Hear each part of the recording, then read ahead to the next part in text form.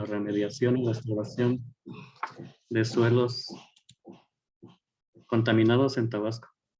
Ellos proceden de la Universidad Autónoma de Guadalajara, Campus Tabasco. Tienen la palabra.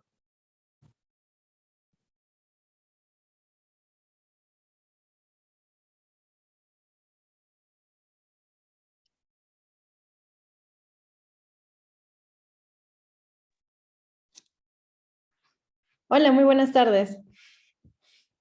Frangeli para servirles, dando continuidad al tema ya mencionado.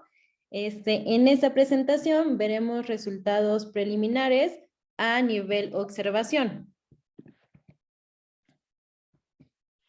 Perdón. Las actividades petroleras contribuyen a un desarrollo social y económico de cualquier entidad. Particularmente aquí en Tabasco ha habido mucho desarrollo y beneficios gracias a la actividad petrolera, pero grandes consecuencias. Entre ellas, emergencias petroleras como son derrames petroleros, rupturas de tuberías al momento de la perforación. Sin embargo, al tener algún derrame, eso trae diversas consecuencias, tanto para los mares, para las tierras, la fauna, la flora, trayendo consigo preocupaciones a nivel salud de las personas.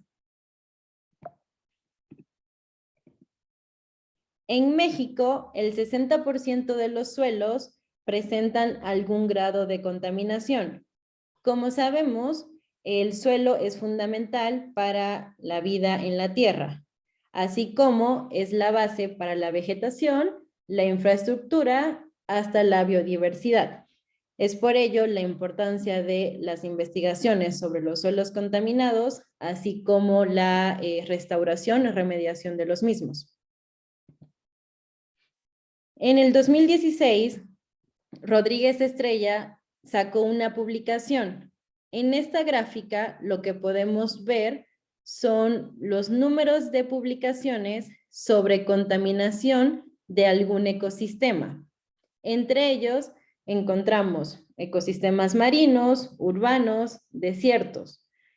Lo que quiero que se fijen más que nada son los últimos tres, que es el bosque mesófilo, bosque tropical seco y el que representa como tal a Tabasco, que es el bosque tropical húmedo. Lo que podemos lograr ver en esta gráfica es que la cantidad de publicaciones es muy baja. Posiblemente en la actualidad hayan mayor publicaciones sobre tipos de paisajes y contaminación de los ecosistemas. Sin embargo, lo que nos hace pensar es que se necesita mayor investigación y mayor ejecución para la resolución de los suelos contaminados.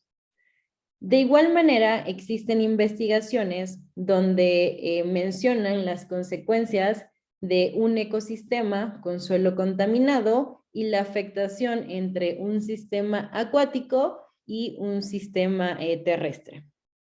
Particularmente aquí en Tabasco, perdón, encontramos zonas totalmente desafectadas donde sus características físicas y químicas y biológicas de igual manera se ven afectadas.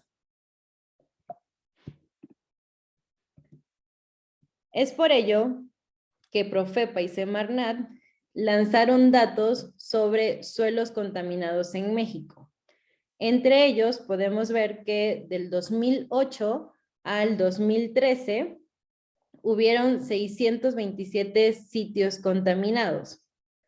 Del 2013 al 2018 se reportaron 732 sitios contaminados.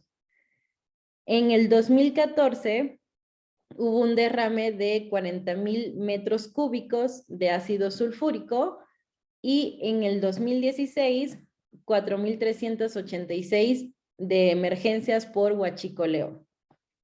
Sin embargo, vemos estas flechas donde nos indican que existen casos anteriores y posteriores con mayor reportes de suelos contaminados en México. es por esto que lo comento. Se realizó lo que es una investigación aquí en Tabasco sobre la repercusión ambiental en Tabasco por suelos contaminados con hidrocarburos. Lo que son estos autores mencionan que Tabasco cuenta con el primer lugar de contaminación del suelo por hidrocarburos. En esta gráfica tenemos los datos desde 1960 hasta el 2020 sobre suelos contaminados por hidrocarburos. Lo que logramos ver es que en el 2013 hubo un aumento de casos de contaminación, llegando a su máximo reportaje de suelos contaminados en el 2015. Posterior a esto, lo que son fechas 2020, 2021 y 2022, se siguen reportando casos, pero las muestras están en proceso de análisis.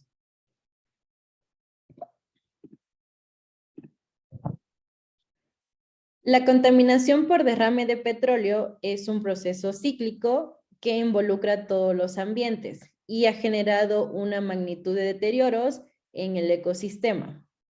Es por ello que, como tal, la contaminación afecta directa e indirectamente.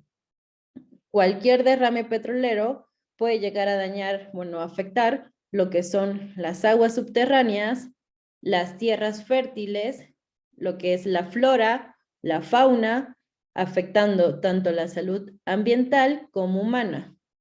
Esto causando una afectación al ecosistema en general. En estas imágenes vemos daños y fragmentación del paisaje en Tabasco. Esta imagen en particular es de Chiapas. Lo que logramos ver es un río que se encuentra contaminado por una fuga de hidrocarburos, donde lo que es la conectividad del paisaje prácticamente está perdida, donde las características físicas y químicas y biológicas del paisaje cambian. Adicional a esto, al ser un río y estar conectado con otros, hasta con Tabasco, pues hay una afectación en conjunto. En esta imagen vemos lo que es un derrame de petróleo en una zona en particular aquí en Tabasco, donde pues hay una afectación en general del ecosistema.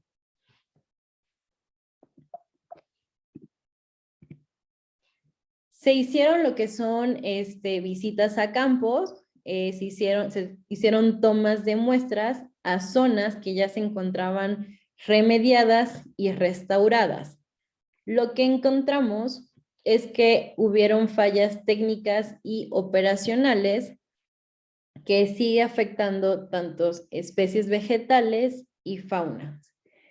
Estas fallas técnicas y operacionales es debido a, una de las causas es las personas que se encuentran en la zona, la cual no ayudan o intervienen en el proceso de la remediación. Nosotros, al sacar muestras de este suelo, aún logramos ver lo que son esta tierra negra, son restos de hidrocarburo en una zona que ya estaba remediada. Sin embargo, estas pruebas se siguen analizando a nivel laboratorio. De igual manera, tuvimos la oportunidad de visitar zonas donde empresas hacen la remoción del suelo contaminado. La retiran, quitan todos los hidrocarburos de esta tierra, la tratan y ya que se encuentra la tierra, el suelo en correctas condiciones, la regresan a su lugar. Sin embargo, para que la fauna o la flora regresen nuevamente a este ecosistema, sí puede ser un poco tardío, puesto que ya como tal hay una afectación. De igual manera, al visitar la zona, se encontraron restos de raíces, ya muertas, de vegetación que no toleran este tipo de contaminantes, por la cual terminan muriéndose. Asimismo, al momento de hacer lo que es alguna remediación o una restauración, por parte de la población de la zona hay arranque de las especies vegetales que sí toleran este tipo de contaminante. El tema es más que nada por factores socioeconómicos. A la población o a los dueños de la tierra no le conviene que esta zona se restaure, puesto que ellos, bueno, tienen lo que es un beneficio económico como indemnización por los daños a sus tierras.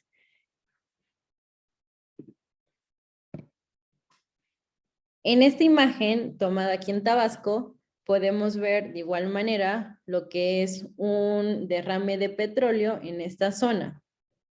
Como tal, hay un daño en la conectividad del paisaje y si nos damos cuenta de todo lo que se encuentra alrededor, ya son especies que al no tolerar este contaminante, pues mueren. La restauración es baja o nula, por lo ya antes mencionado. Hay personas que no apoyan el tema de la restauración, creando pues, conflictos socioambientales y no permitiendo ni la restauración ni la conectividad de estos ecosistemas. Prácticamente eso sería todo de mi parte.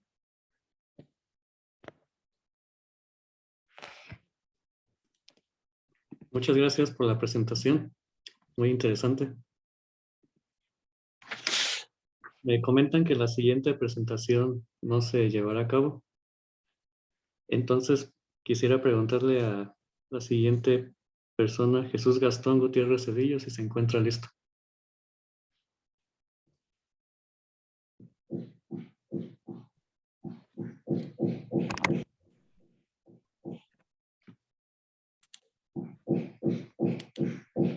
Hola, muy buenas tardes.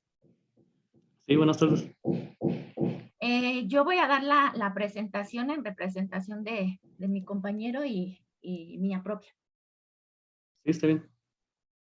Creo que ya tiene permiso de confitrión. ¿Sí? A ver.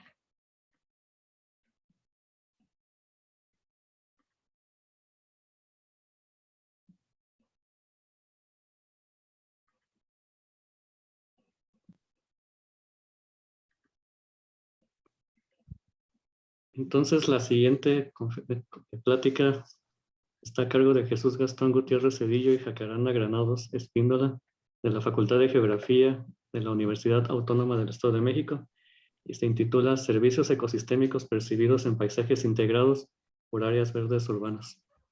Tiene la palabra. Sí, muchas gracias. Buenas tardes. ¿Ya se puede ver la presentación? Sí. Ok. Bueno, voy a dar inicio. Este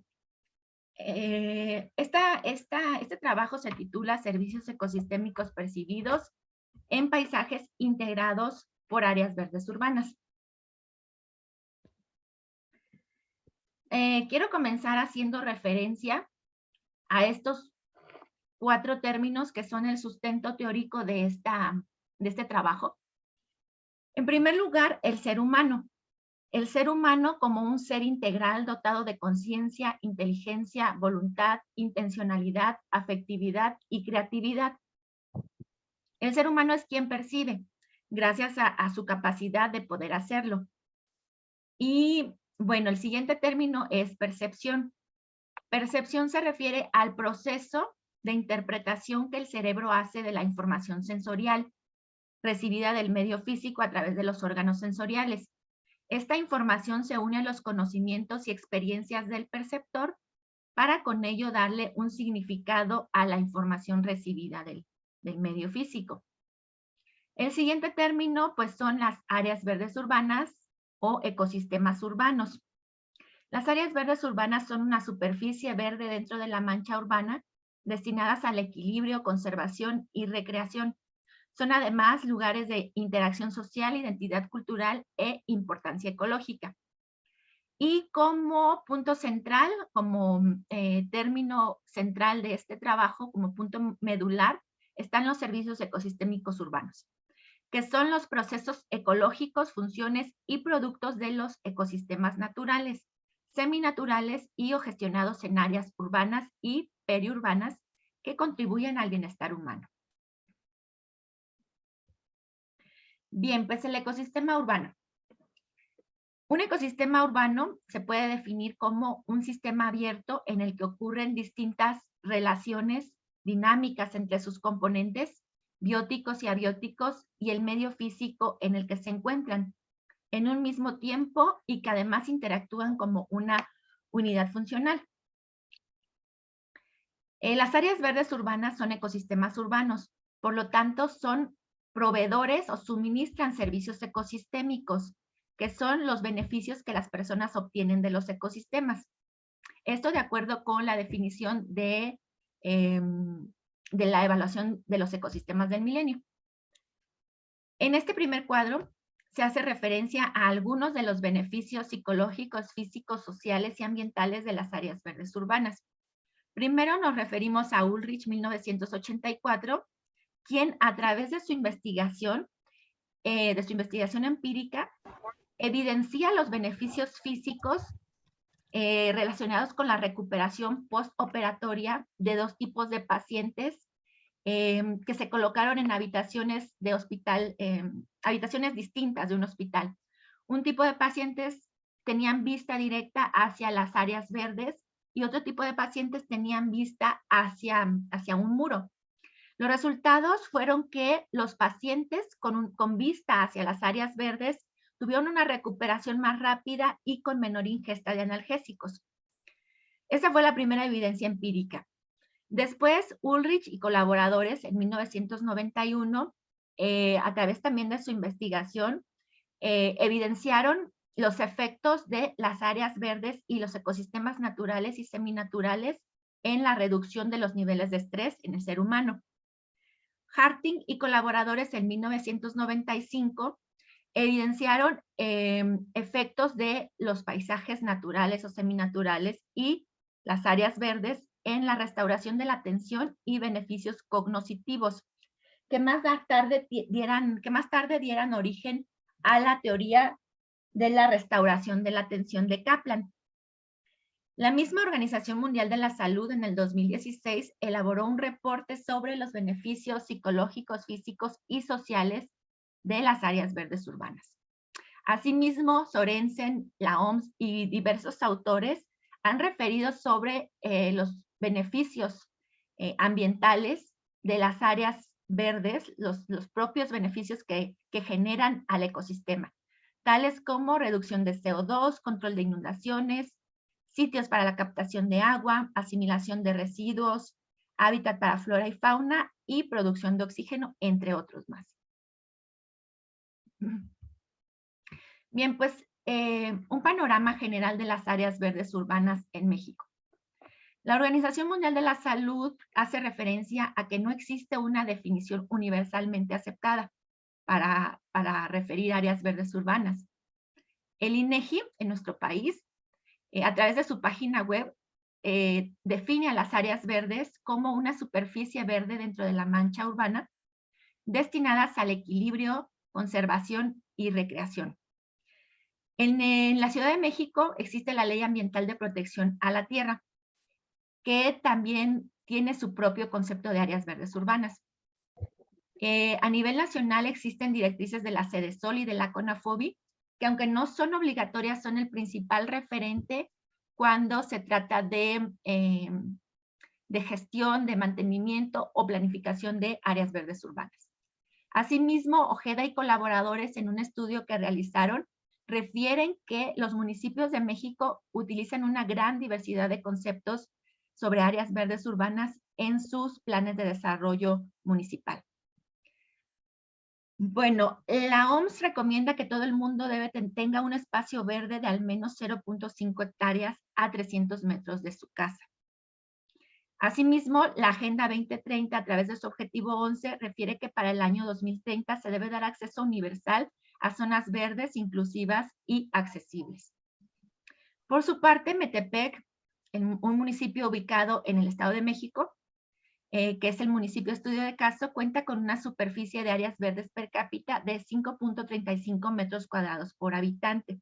Este dato fue obtenido a partir de esta investigación, lo cual lo posiciona por debajo de lo recomendado por la Organización Mundial de la Salud, que refiere a una cantidad entre 9 y 13 metros cuadrados de áreas verdes por habitante. El objetivo de este trabajo fue analizar la percepción ciudadana de servicios ecosistémicos, culturales, de soporte y de regulación que derivan de las áreas verdes del municipio de Metepec en el Estado de México. El método desarrollado consistió en lo siguiente. Primeramente se identificaron y definieron los servicios ecosistémicos de áreas verdes urbanas a analizar a través de percepción ciudadana. Esto fue posible a través de análisis de revisión de literatura e identificación directa en campo. Después se diseñó un cuestionario en escala de Likert de 5 puntos, donde el punto número 1 se refiere a que el encuestado estuvo totalmente en desacuerdo, el 2 en desacuerdo, el 3 ni en acuerdo ni en desacuerdo, el 4 de acuerdo y el 5 totalmente de acuerdo. Después se determinó el sistema de muestreo y tamaño de la muestra con un nivel de confianza del 90% y una población muestral obtenida de 69 personas. Se seleccionaron un grupo de áreas verdes urbanas objeto de estudio. En total fueron 7 áreas verdes seleccionadas para este estudio. Una área verde de acuerdo con una propuesta de tipologías elaborada previamente. Después se realizó el piloteo del instrumento, del cuestionario en escala de Likert, y se calculó el coeficiente alfa de Cronbach con un alfa de 0.88 que nos dice que nuestro instrumento tiene una buena confiabilidad. Se aplicaron después los cuestionarios a lo que fue ya la muestra poblacional, distribuida equitativamente entre las 7 áreas verdes urbanas seleccionadas y se llevó a cabo el análisis de resultados.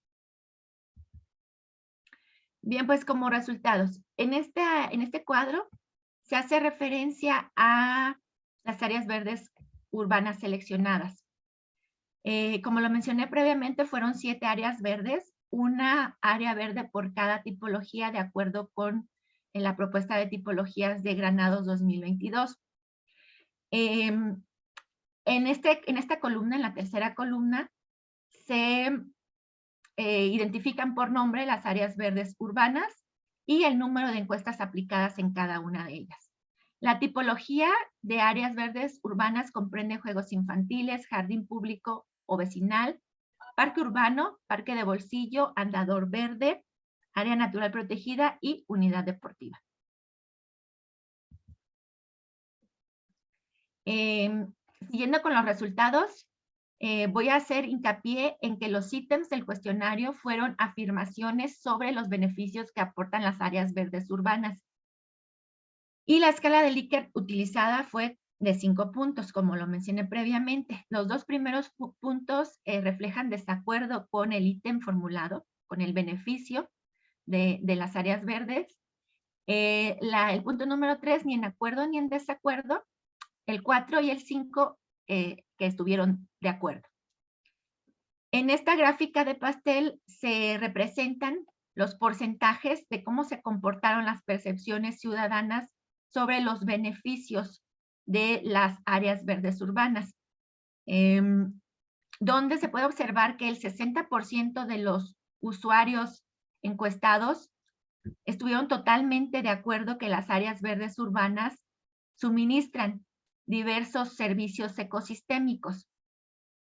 El 26% estuvo de acuerdo, el 10% estuvo ni en acuerdo ni en desacuerdo, y solo un 2% estuvieron en desacuerdo y totalmente en desacuerdo con los servicios ecosistémicos suministrados por las áreas verdes urbanas.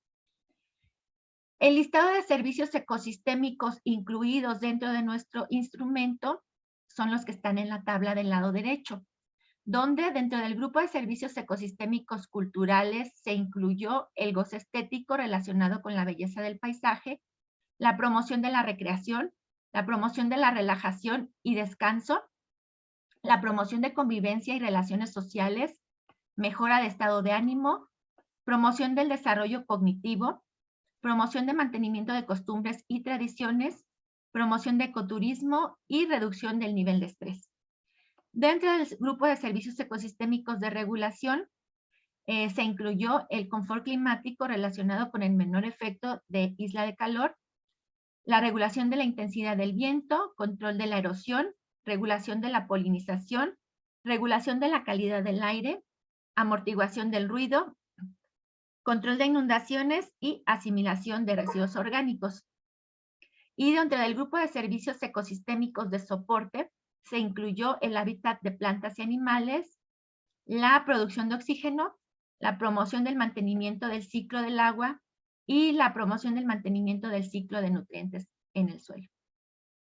En la tercera columna del cuadro se refiere a la media de la percepción ciudadana de acuerdo con la escala de Likert utilizada, donde es posible observar que los servicios ecosistémicos mejor percibidos dentro de las áreas verdes urbanas fueron la promoción de la relajación y descanso, que forma parte de los servicios culturales, y la producción de oxígeno, dentro del grupo de servicios de soporte.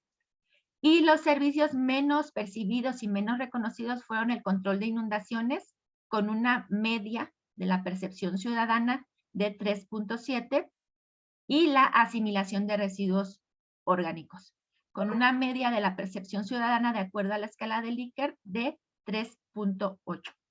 Cabe mencionar que la máxima esperada es de 5, de acuerdo con nuestra escala de Likert. Esta gráfica hace referencia a los resultados que les comenté previamente, donde, como pueden observar, en general, todos los servicios ecosistémicos fueron bien percibidos y bien reconocidos por los usuarios de las áreas verdes urbanas. Los menos percibidos, como lo mencioné, fueron el control de inundaciones y la asimilación de residuos orgánicos, pero en general todos tuvieron un alto reconocimiento de los usuarios. Finalmente, pues yo quiero concluir diciendo que las áreas verdes urbanas suministran muchos e importantes servicios ecosistémicos identificados en la literatura y corroborados en campo. En general, todos los servicios ecosistémicos, culturales, de soporte y de regulación fueron bien reconocidos por los usuarios y encuestados de las áreas verdes urbanas. Esto se debe al deseo de restablecer el vínculo sociedad-naturaleza, que se puede ver en las buenas percepciones y en el buen reconocimiento de los beneficios que las áreas verdes urbanas suministran al ser humano y al propio ecosistema. Además, también esta buena percepción pudo deberse a que la aplicación de las encuestas fue in situ, es decir, fue directamente en las áreas verdes seleccionadas, lo que permite incorporar los sentidos a través de la acción de los órganos sensoriales y tener una percepción pues más clara y más cercana a la realidad. Una buena percepción sugiere una preferencia por el sitio percibido y por sus características, tanto físicas, sociales, culturales y o ambientales. Asimismo, realizar estudios sobre percepción social de servicios ecosistémicos permite conocer la importancia que tienen las áreas verdes urbanas para los usuarios, lo que crea las bases para el diseño de estrategias para su conservación, para la conservación de estos importantes ecosistemas urbanos. Y pues esto sería todo. Muchas gracias por su atención. Muchas gracias por su presentación, bastante interesante. Gracias.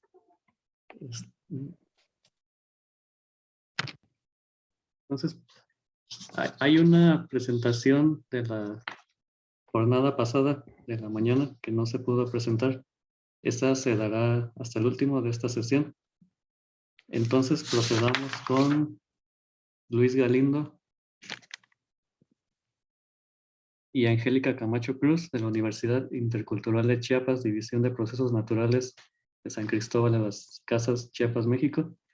con la conferencia Conectividad de Procesos Bioculturales en los Bosques de Montaña de San Cristóbal de las Casas, Chiapas. Tienen la palabra. ¿Hay algún representante para esta ponencia, estimado Eduardo? No veo a creo que no. Angélica conectada.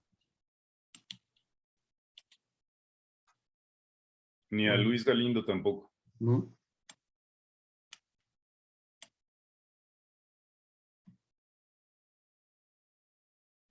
Entonces podríamos proceder con la siguiente. Lara Cornejo Denman y José Raúl Romo León se encuentran con nosotros. Sí, Lara Sí, Cornejo. aquí estoy. Perfecto. Entonces, si quieres, estimado Eduardo, pasamos con la siguiente presentación. Ya está por aquí Lara Cornejo. Sí, está bien. Entonces procedemos con la presentación de Lara Cornejo Denman y José Raúl Romo León de Dalhousie University, Halifax, Canadá, con la presentación Trayectorias de cambio en el corredor ribereño del río Sonora, uso de suelo, fragmentación y servicios ecosistémicos. Tiene la palabra. Gracias.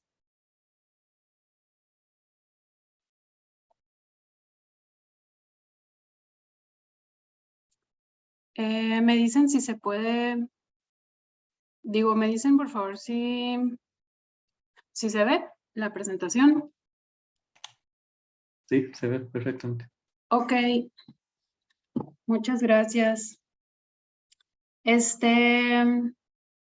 Mi nombre es Lara Cornejo. El día de hoy les voy a presentar una parte de mi trabajo doctoral que terminé hace ya varios meses en la Universidad de Sonora en el noroeste de México. El trabajo se titula Trayectorias de cambio en el corredor ribereño del río Sonora y habla sobre uso de suelo, fragmentación y servicios ecosistémicos. Primero quiero pues ubicarnos un poquito geográficamente. Sonora se encuentra al noroeste de México. Mi estudio se basa en el área de la Gran Cuenca del río Sonora, que es este polígono grande en el mapa, específicamente en la subcuenca media del río Sonora y más acotado a un corredor ribereño de 7 kilómetros al este y 7 kilómetros al oeste del río Sonora. ¿Por qué me acoto a esta área? Porque mi foco de estudio es el ecosistema ribereño. En esta fotografía a la izquierda podemos ver cómo se ve el paisaje de un ecosistema ribereño típico, ¿no? En Sonora, y es muy diferente a lo que conocemos en otras partes de México, obviamente, porque estamos hablando de una zona árida. Nos concentramos en estudiar los ecosistemas ribereños por la importancia que estos tienen en la región como provisores de servicios, no solamente para mantener a los ecosistemas desérticos adyacentes, pero también para mantener a las poblaciones humanas localizadas en las comunidades rurales que se distribuyen a lo largo de la cuenca, pero también mantienen a las poblaciones urbanas a partir de la provisión de agua principalmente, ¿no? Están amenazados por diversos procesos del cambio climático, principalmente el cambio de uso de suelo asociado a la actividad agrícola y ganadera, y también a la sobreexplotación de los mantos acuíferos y a los efectos de las especies exóticas invasoras. Algunos estudios previos en regiones similares han determinado que la vegetación de los ecosistemas ribereños tiene una gran capacidad de almacén de carbono, inclusive más que algunos bosques de la región. Y en esta zona de la cuenca del río Sonora en general se sabe que aunque el 87% de la vegetación natural es vegetación primaria, la conectividad es muy baja. Entonces, basándonos en todo esto, planteamos 3 objetivos principales. Uno fue hacer clasificaciones de uso de suelo y vegetación para los años 1988 y 2016 para ver cómo han cambiado esas coberturas en la zona, y luego hacer una clasificación también para el 2018 basándonos en imágenes de mayor resolución espacial. Después calculamos el cambio en la cobertura y también derivamos algunas métricas del paisaje, y por último se utilizaron esos productos para evaluar la provisión del servicio de almacén de carbono y de un proxy de biodiversidad que le llamamos calidad del hábitat, ¿no? Esto lo hicimos a partir de esta metodología que se las explicaré a grandes rasgos porque incluye muchas técnicas que todos ustedes bien conocen, ya que son pues algunas de las bases para la ecología del paisaje y los estudios de conectividad, como las clasificaciones de uso de suelo. Entonces, pues como ya les dije, utilizamos imágenes de mediana resolución espacial provenientes del satélite Landsat para hacer las clasificaciones para 1988 y 2016 y estimar este cambio en las coberturas en una serie de tiempo de aproximadamente 30 años. Después utilizamos imágenes de la constelación de satélites de PlanetScope que tienen una resolución espacial de 3 metros para poder identificar la vegetación ribereña que tiene una menor extensión y una distribución espacial bastante restringida. Elaboramos esos mapas temáticos que fueron básicamente la base para el estudio. Después se hizo el análisis de cambios, se derivaron también algunas métricas del paisaje como el número de parches, su área y el índice de agregación. Para la parte de la valoración de los servicios ecosistémicos, primero identificamos en campo las principales amenazas que tienen un efecto sobre los ecosistemas naturales en la región, y a partir de conocimiento experto derivamos algunos valores sobre cómo estas amenazas actúan sobre los hábitats naturales. Eso lo ingresamos al programa de INVEST para tener un mapa con un índice de calidad a lo largo de toda la región para valorar el servicio ecosistémico de almacén de carbono. Hicimos algunas mediciones de la vegetación en campo para nuestro hábitat de interés, que es la vegetación ribereña. También seleccionamos algunos datos sobre almacén de carbono de la literatura para la información de los hábitats desérticos adyacentes a la zona ribereña. Y eso se convirtió, esos cálculos de biomasa se convirtieron a almacén de carbono, y estos datos junto con los mapas de cobertura también fueron ingresados a INVEST para sacar un mapa temático con la distribución del carbono en nuestras áreas de interés.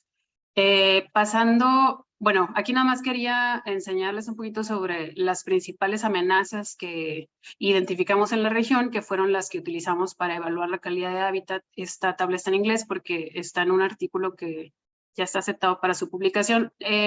Las amenazas que identificamos fueron la agricultura, las poblaciones humanas, las carreteras y los caminos, las granjas porcícolas, las minas que están activas con actividad extractiva, pero también con actividades de exploración, los pastizales introducidos, que principalmente están compuestos de zacate búfel y otras especies, y los pozos, por el efecto que estos tienen sobre la disponibilidad de agua, y porque están la mayoría de estos pozos localizados alrededor de la zona ribereña a lo largo de los ríos.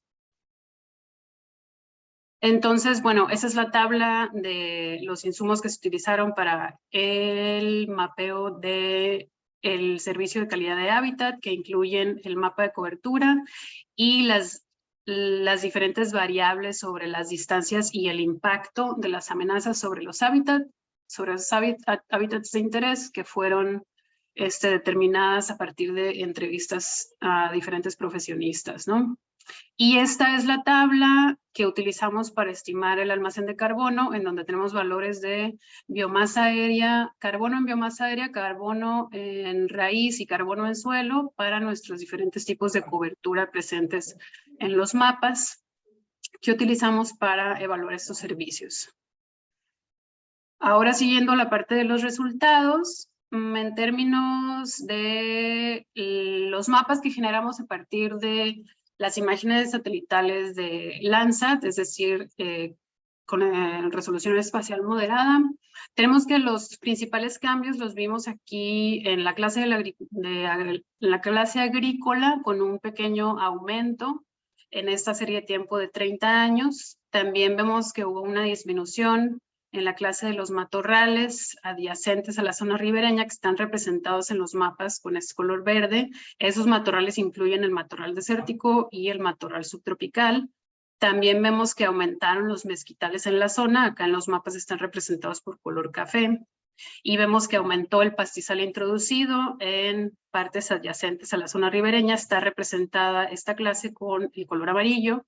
Y vemos también un aumento de vegetación ribereña. Es importante mencionar que esta vegetación ribereña que estamos evaluando aquí para estos 2 años es una vegetación que está compuesta principalmente, bueno, es una vegetación ribereña mixta que está compuesta no nada más por especies ribereñas obligadas, es decir, por sauces y álamos, sino que también tiene elementos de los ecosistemas desérticos adyacentes, principalmente mezquitales, pero también de algunos árboles como palo verdes y otras especies arbustivas, ¿no? Entonces es una vegetación ribereña mixta la que estamos evaluando aquí. En términos de porcentaje, aquí se puede ver más claramente los cambios en esos 30 años, un aumento del 30% en la agricultura, una disminución del 14% de los matorrales, un aumento de pastizales introducidos y un aumento en el 40% de la vegetación ribereña mixta. En esos acercamientos podemos ver que para una de las principales zonas agrícolas al sur del corredor ribereño, esta es la zona de Ures. Aquí en color verde podemos ver cómo ha incrementado la agricultura hacia otras clases de cobertura que no incluían la ribereña. Estas zonas rojas significan pérdida de vegetación ribereña hacia otras clases no agrícolas, y todas las zonas amarillas son las zonas en donde la vegetación ribereña fue transformada a agricultura. Estas dinámicas en esta región y en las regiones ribereñas en donde hay desarrollo de actividad productiva son muy normales y muy comunes. Siempre hay un intercambio constante casi siempre en estas clases, y eso es evidente en estos mapas. Yéndonos a la parte media del corredor ribereño y un poco más hacia los ecosistemas adyacentes a la zona del río, podemos ver cómo se comporta la expansión de los pastizales introducidos. Estos pastizales pues son básicamente áreas de agostadero en donde se introdujeron forrajes exóticos, ¿no? Y aquí en este mapa podemos ver que las zonas amarillas están representando un incremento del pastizal introducido que vino a reemplazar otras clases que no necesariamente eran matorrales, pero las zonas rojas, y que son las que nos interesan más, son en donde sí se transformaron los matorrales, tanto el desértico como el subtropical, a pastizal introducido. Y esto nos importa porque es un indicador más del efecto de las especies invasoras en esta región, y es algo que ya está también ampliamente registrado, el efecto del zacate búfel y lo que está causando en los ecosistemas áridos del norte de México y de muchas otras partes del país. En términos de conectividad, derivamos estas métricas del paisaje y podemos ver que los principales cambios observados fueron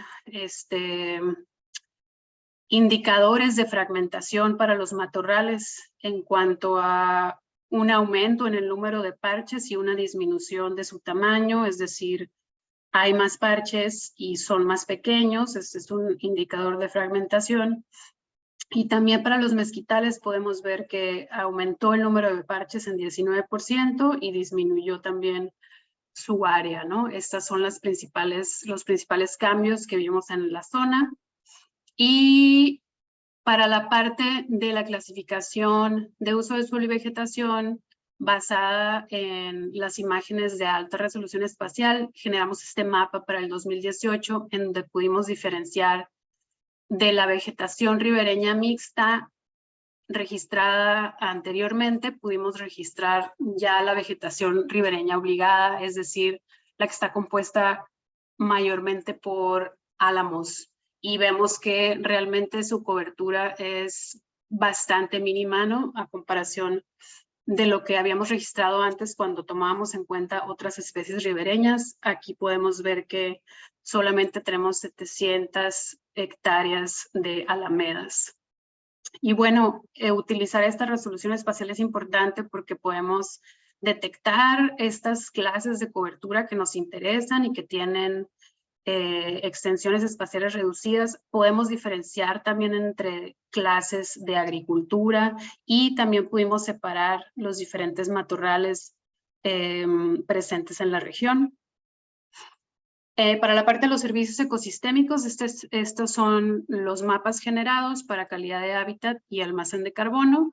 Acá podemos ver el índice de calidad de hábitat en donde las zonas adyacentes al río están en azul, mantienen valores altos de calidad del hábitat, o sea, este es un proxy de biodiversidad. Podemos decir que hay mayor calidad de hábitat o oportunidad para la biodiversidad en estas partes azules, y las partes que están en el centro, más cercanas a donde se desarrolla la actividad agrícola más fuerte, tienen menor calidad de hábitat. Para la parte del almacén de carbono vemos que pasa algo más o menos opuesto, en donde los cultivos sí van a tener una alta capacidad de almacén de carbono, pero pues sabemos que estos almacenes son bastante variables, ¿no? Y vemos que en las partes adyacentes y en los matorrales va disminuyendo un poco la capacidad de almacén de carbono. Estas zonas rojas, de color rojo más intenso aquí, y son las que están representadas por principalmente el pastizal introducido. Entonces, bueno, esta es una muestra nada más de una muestra de píxeles extraídos al azar para el modelo del servicio de calidad de hábitat, y solamente es para mostrar que las alamedas tienen realmente valores que varían mucho en el rango del 0 al 1, es decir, de menor calidad de hábitat a mayor, y esto está principalmente basado en el efecto que tiene la actividad agrícola sobre este servicio ecosistémico principal. Entonces vemos a la actividad agrícola como degradadora de la calidad del hábitat.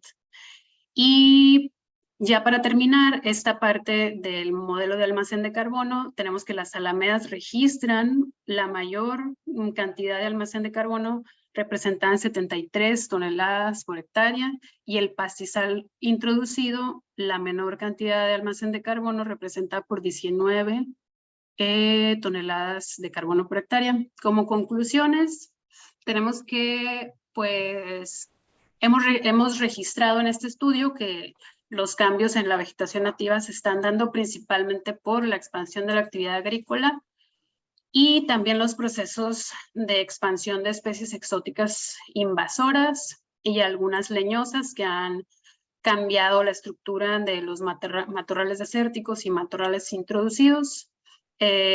Pudimos valorar la técnica utilizando diferentes resoluciones espaciales para nuestras clasificaciones y ver más detalladamente nuestras clases de interés. Podemos ver un claro trade-off o intercambio entre estos dos servicios, que es muy evidente, en donde hay algunas partes en donde hay mayor calidad de hábitat y menor almacén de carbono, y esto está principalmente condicionado por la actividad agrícola, es lo que hemos visto. Y bueno, esto va a tener también efectos sobre la condición ecológica de las alamedas, pero obviamente pues se tiene que profundizar más. Desafortunadamente en esta región no tenemos muchos estudios sobre esos ecosistemas ribereños a pesar de la importancia que tienen, y esta es una primera aproximación y contribución al conocimiento sobre estos hábitats prioritarios en la región. Gracias. Sí, muchas gracias, muy interesante presentación. Estimado Eduardo. Sí, ya vi que tenemos a Angélica Camacho Cruz y Luis Galindo entre los Sí, en realidad ellos se están conectando en el tiempo adecuado, solo que como nos cambió un poco la agenda por la presentación que no estaba, no sé si quieres darles espacio. Sí, para pegarnos al programa. Perfecto. Entonces, estimados Luis Galindo y Angélica Camacho, ¿quién de ustedes presentaría?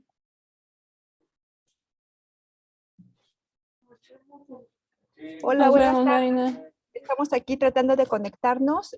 No sé si nos pueden compartir la presentación que les enviamos, porque tenemos dificultades de compartir acá. Si es posible, y ya nosotros intervenimos si gustan, y si no, que continúe el otro. Y nada más sería ese favor que nos compartan ustedes la presentación que enviamos para que nosotros presentemos, por favor. De acuerdo. Estimado Goyo, ¿tendrán ustedes la presentación en la máquina que está en el centro de documentación? Sí, déjame buscarla, pero igual si le damos oportunidad para que pasemos a la siguiente presentación y posteriormente enviarle la ponencia a Eduardo. Perfecto. Entonces, Eduardo, si quieres vamos con la última del programa, que sería Mariana Benítez. Bueno, última, y después regresamos con el proyecto del Jaguar. Y finalmente con Luis Galindo y Angélica Camacho, ¿va? Sí, entonces procedemos con la conferencia titulada La matriz agroecológica y la reproducción de la biodiversidad en paisajes campesinos, a cargo de Mariana Benítez, Cecilia González González, Ana Urrutia, Lorena Castro, Emilio Mora y Cristian Alonso, del Laboratorio Nacional de Ciencias de la Sostenibilidad, Instituto de Ecología, Universidad Nacional Autónoma de México. Entonces tienen la palabra. Muchas gracias, Eduardo. ¿Puedo compartir mi pantalla? Sí, tienes los privilegios para compartir. Perfecto.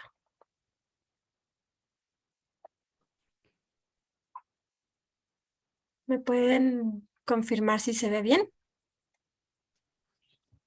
Sí, perfecto. Perfecto. Bueno, pues muchas gracias por el espacio. Yo voy a estar hablando del trabajo que desarrollamos en un grupo, en un laboratorio acá en el ANSYS, sobre lo que hemos llamado la matriz agroecológica, que a continuación les voy a comentar con más calma.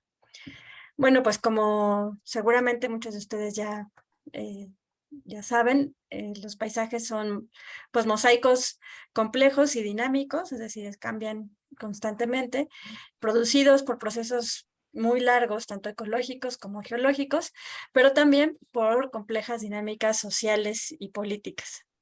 Y en particular, pues la agricultura es una actividad humana que moldea de manera muy importante los paisajes, ¿no? Que ha moldeado históricamente los paisajes humanos. Es además una actividad muy importante. En México, por ejemplo, ocupa cerca de un cuarto del territorio nacional y dado que los paisajes están en su mayoría bastante fragmentados, pues muchos de los parches o remanentes de vegetación primaria están en contacto pues muy cercano con zonas de agricultura. Entonces nos es muy importante a nosotros estudiar la relación entre la agricultura y la biodiversidad en estos mosaicos complejos y cambiantes. Para esto nos ha sido muy útil la noción de matriz agroecológica que propusieron inicialmente John Van der Meer e Yvette Perfecto de la Universidad de Michigan hace cerca de 10 años.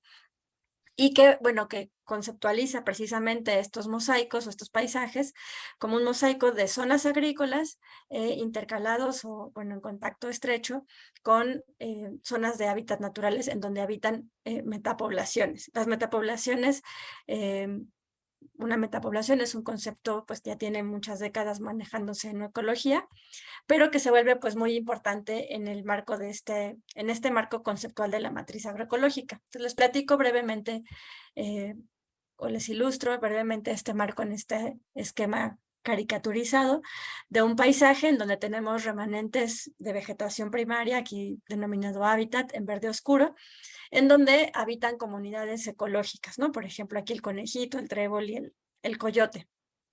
Y se sabe, la teoría ecológica de metapoblaciones establece que la probabilidad de extinción de estas especies dentro de estos parches nunca es cero, ¿no? Entonces siempre hay una probabilidad de extinción y a largo plazo lo único que evita que estas extinciones se vuelvan regionales o incluso globales es que puede haber migración entre parches y recolonización, ¿no? Como sabemos. Sin embargo, muchas veces se conceptualiza a aquello que hay entre parches pues como una matriz, como frecuentemente la nombramos, de resistencia, ¿no? Como algo que necesariamente dificulta o obstaculiza esta migración y esta recolonización.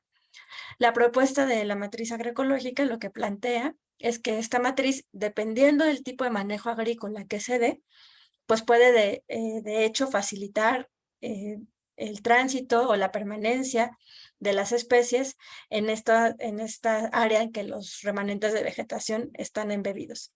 Y entonces se plantea la importancia de la permeabilidad o de la calidad de esta matriz, ¿no? Es importante resaltar que, bueno, que esta matriz puede ser de alta calidad aun cuando sea agrícola, y que vale mucho la pena distinguir entre tipos o manejos de agricultura cuando estamos estudiando estos paisajes pues con un uso agrícola importante, ¿no? Entonces, bueno, les voy a presentar un poco de nuestro trabajo en el estudio de cómo la calidad de la matriz puede estar impactando la biodiversidad, en tanto que impacta la permanencia de las metacomunidades y las metapoblaciones en el largo plazo. Sobre todo, pues, esto en paisajes fragmentados. Entonces, 3 preguntas muy interesantes para nosotros o importantes en esta área son cómo son las matrices agroecológicas en paisajes campesinos, tropicales o subtropicales. Esto porque, pues, la noción de matriz no suele aterrizarse, de esta matriz agroecológica no se ha aterrizado tanto en este tipo de paisajes. Cómo afectan diferentes tipos de agricultura, la permeabilidad o la calidad de la matriz, y qué prácticas agrícolas contribuyen al mejoramiento de la calidad de la matriz de manera que esta favorezca la reproducción de la biodiversidad y al mismo tiempo la producción de alimentos culturalmente relevantes. Entonces les voy a platicar un poquito sobre cómo hemos abordado estas preguntas de manera empírica en una región de Oaxaca, en los valles centrales, en particular en la Villa de Sachila. Hemos abordado también estas preguntas desde el punto de vista mediante aproximaciones de modelación matemática y computacional, pero en esta ocasión solo voy a presentar el trabajo empírico. Entonces les platico brevemente. La Villa de Sachila, el municipio de Sachila, está ubicado en los valles centrales de Oaxaca. Tiene una historia de más de 3.500 años documentados, seguramente mucho más, de agricultura campesina y de un manejo agrícola, fuertemente agrícola del paisaje. Se caracteriza por alojar una enorme diversidad biológica, agronómica, en términos de variedades nativas, de plantas domesticadas, y también cultural, ¿no? Por ejemplo, como vemos en este mural, en donde se ilustra el tejate, que es una bebida elaborada con variedades locales. La tenencia de la tierra en este municipio es mayoritariamente ejidal y hay una fuerte organización social en defensa de la tierra, del agua, de las semillas y otros elementos del territorio. Entonces, lo primero bueno que hicimos fue caracterizar el tipo de uso de suelo y vegetación en este municipio que está aquí ilustrado. Como ven, hay 2 remanentes de la vegetación primaria en los extremos del municipio. El municipio es como una especie de corte transversal y es bastante representativo en ese sentido de toda esta parte de los valles centrales. Y entre estos 2 remanentes de vegetación primaria, que están más hacia las zonas del lomerío, hay agricultura de riego, que es la naranjita, de la gris claro o azulito claro, de temporal, que es la naranja, zonas urbanas, pastizales.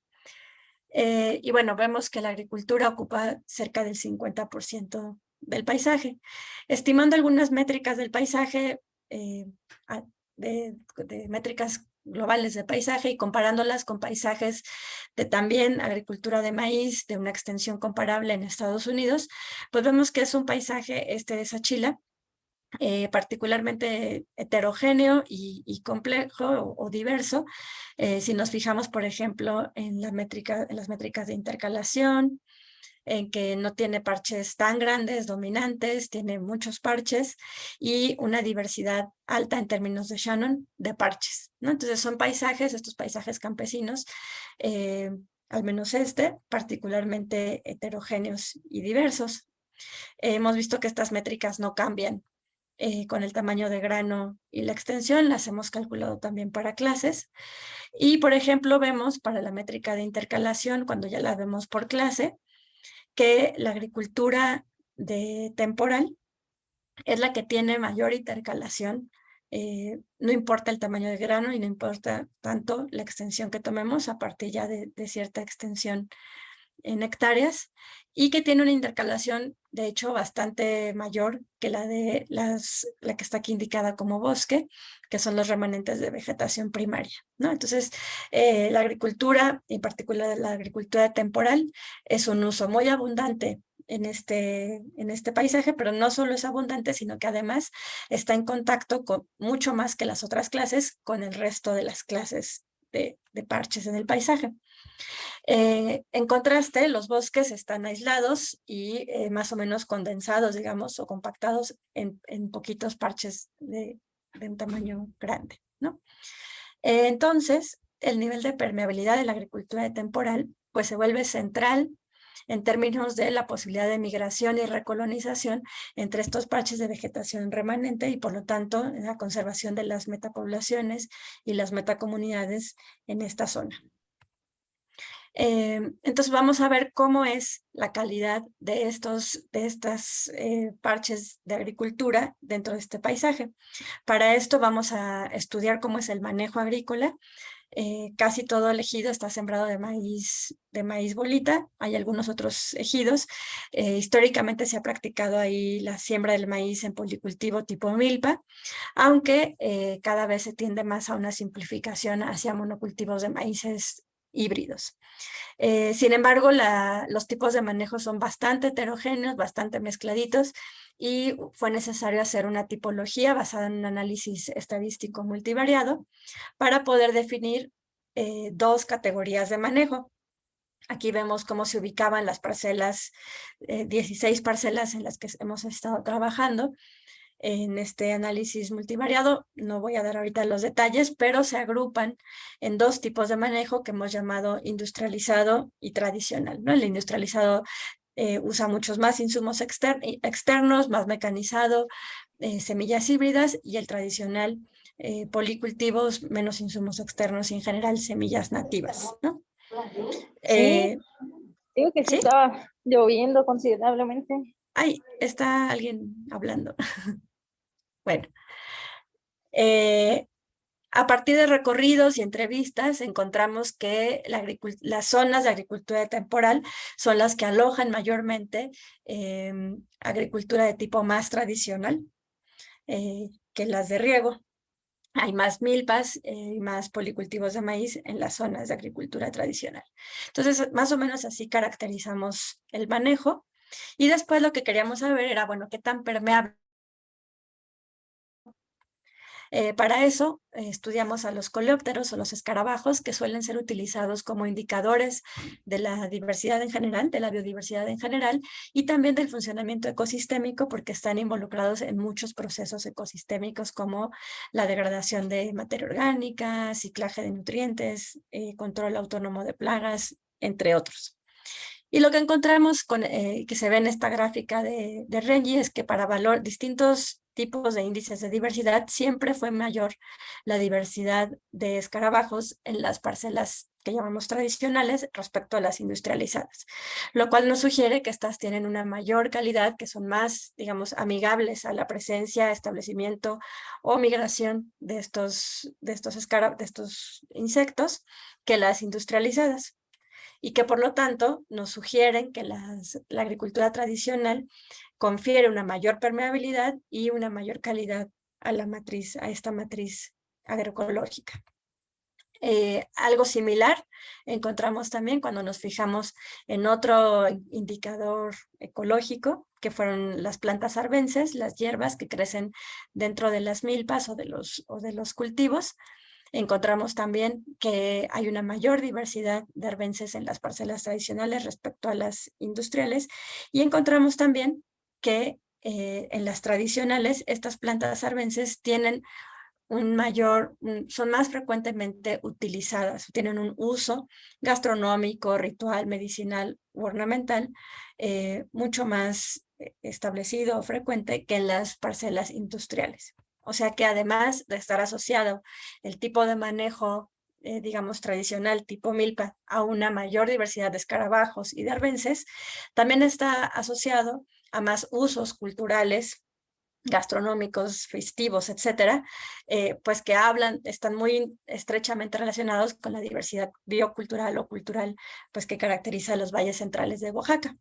Esto coincide con otros estudios más de corte etnográfico que hizo nuestro compañero Emilio Mora en Sachila, y en donde documentó que efectivamente una de las principales razones para continuar cultivando algunas de las variedades nativas de maíz que se cultivan en estos policultivos más tradicionales es el gusto asociado a ciertos platillos con los que se pueden preparar solamente con estas variedades locales. Y bueno, entonces es así que con este tipo de estudios empíricos pues estamos intentando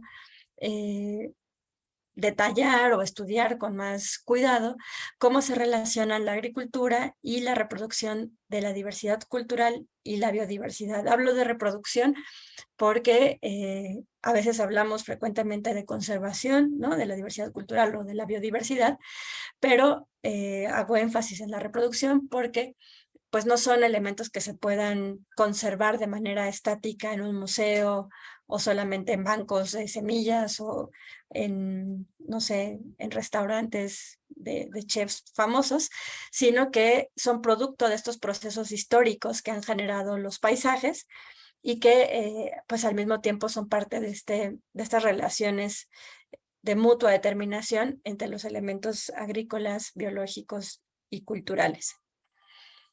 Y bueno, para concluir, algunas de las reflexiones y aprendizajes que hemos tenido respecto a cómo se puede mejorar la calidad de la matriz en estos paisajes campesinos y en estas matrices agroecológicas. Bueno, por un lado, hemos trabajado mucho con el Centro Mexicano de Derecho Ambiental para estudiar la política pública en materia agrícola y hacer propuestas más concretas respecto a cómo se puede reorientar la investigación, pero también los incentivos estatales establecidos en programas o en políticas públicas hacia sistemas como estas milpas tradicionales que, por un lado, como ha documentado Mauricio Abellón, contribuyen de manera muy importante a la alimentación, en particular a la alimentación en los valles centrales de Oaxaca, pero que además, por lo que estamos documentando, pueden ser fundamentales para permitir la migración y la reproducción de las metapoblaciones y las metacomunidades en estos paisajes fragmentados. Además, bueno, hemos ensayado algunas prácticas y experimentado junto con campesinos de Sachila, prácticas que pueden aumentar la permeabilidad a nivel de parcela, por ejemplo, mediante el uso de los llamados abonos verdes o diferentes configuraciones de policultivos.